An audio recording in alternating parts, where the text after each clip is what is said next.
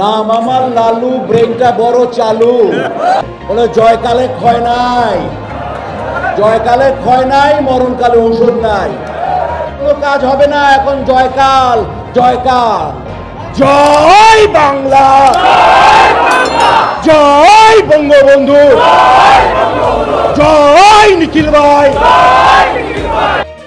এবার উপদেষ্টাদের ওপর ক্ষিপ্ত হয়ে বঙ্গবন্ধুর কন্যা জননেত্রী শেখ হাসিনাকে বাংলাদেশে ফিরিয়ে আনার কথা বলেছেন বাংলাদেশের খল অভিনেতা মিশা সওদাগর।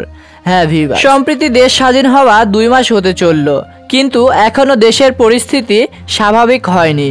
এদিকে দুজন উপদেষ্টা নাহিদ ইসলাম ও আসিফ মাহমুদ তারা ঠিকভাবে ইংরেজি বলতে পারে না, তারা দেশকে কিভাবে পরিচালনা করবে। তাছাড়াও দেশ স্বাধীন হওয়া এতদিন পরেও এখনও দেশে দুর্নীতি, লুটপাট, চুরি ডাকাতি এগুলো চলে আসছে। এগুলো কবে থামবে?